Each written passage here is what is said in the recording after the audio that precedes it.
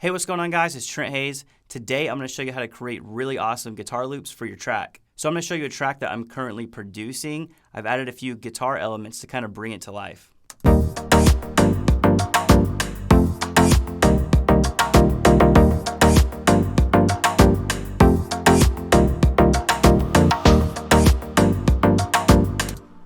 And the song isn't done by any means. It still needs some more keys added, some more production elements. It needs to be mixed, of course. I started tracking guitar loops to kind of bring it to life. And I figured I'd turn on the camera and kind of show you guys what my thought process is behind making the loops and easy things I do to get really good guitar loops. So here's the first thing that I added.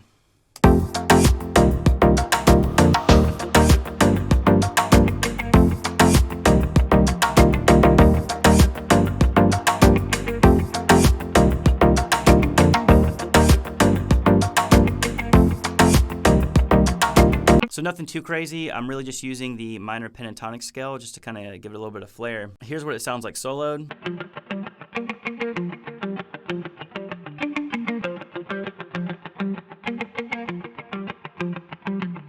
For effects, I'm running some chorus, some phase.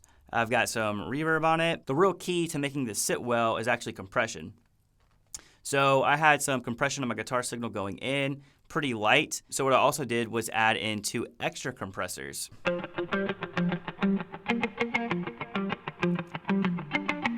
And the reason that I had to add extra compression is because there were notes that were sticking out and being accented. And in the context of this mix, it didn't work really well. With any production, especially pop, compression is used a lot.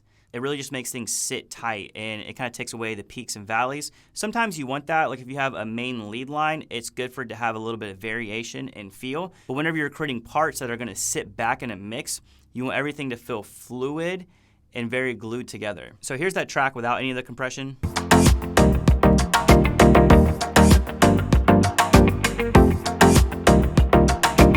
You can hear whenever it gets to that B flat. This one, without the compression, it really sticks out. And that's just the way I played it. Maybe I could have played it a little more even. However, it's an easy fix in the mix. So the way I came up with this part is that I just started recording and I let the track play for about a minute or so.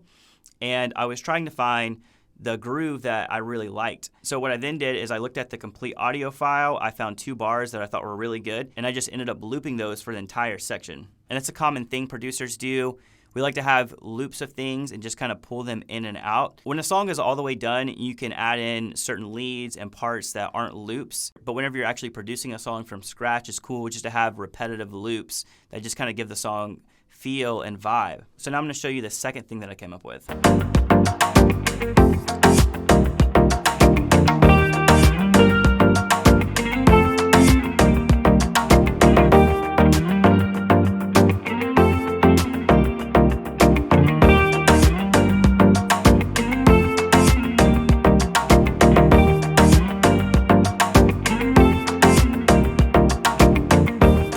So this is a common thing that I often do, and what I'm really doing is I'm just following the chords. So it sounds like I'm playing a melody, and I technically am playing a melody, but I'm literally just highlighting the notes of each chord. So we have E flat, our 4 chord over here, and I'm literally just playing these 2 notes,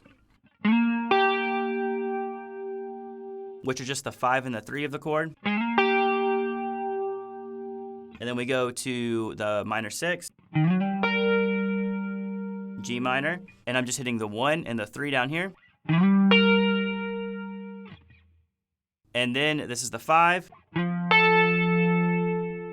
I'm just using my fingers like this. And then to the 4.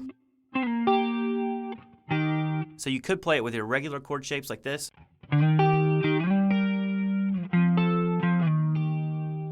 like to use this particular shape because I like the way the slide sounds.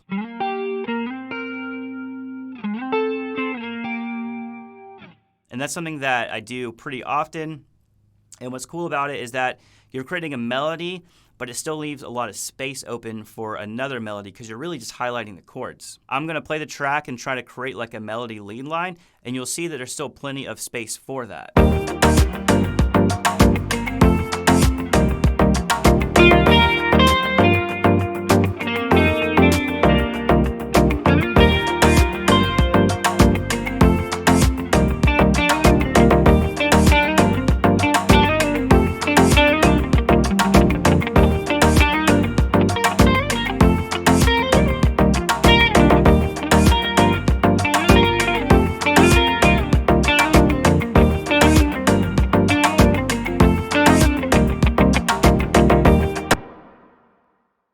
So I was going kind of crazy with the melodies there, but you'll see because of the way I crafted my previous lines, there's still space for that just to sit in the mix. So as of now, I have one more lead line that I added,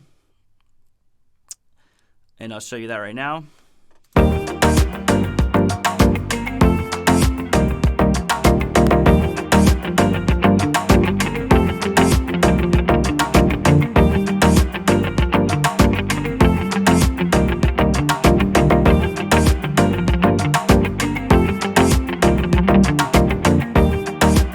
I'll show you what that sounds like soloed.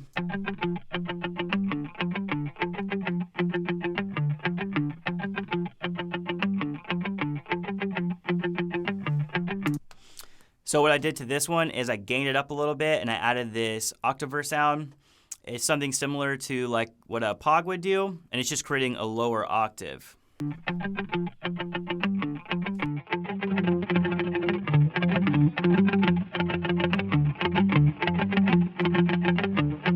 And you can hear that kind of sits nicely in there.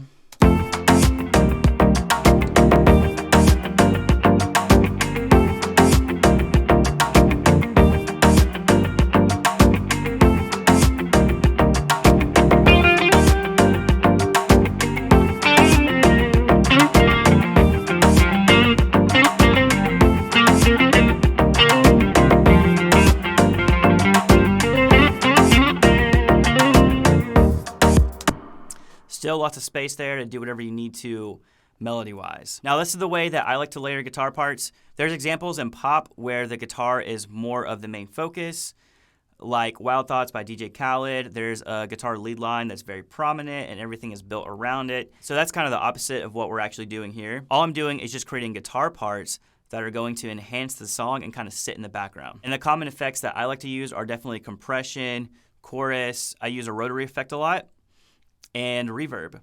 So what's cool about doing this kind of stuff is you can get a little crazy with your effects. Like a phaser is something that a lot of people don't use every day, but I found a use for it here. And it's just fun to experiment and find things that sound really cool. So yeah, this is the way that I approach guitar loops and like to go about creating them. Like I said, you just want to create that space for like a vocal or a melody lead line or whatever is going to go there. If you enjoyed the video, please give it a thumbs up. Just hit the like button. That helps me a ton. If you want to see more of my content, hit the subscribe button and tap the bell so you get notified whenever I release videos. Thanks for watching.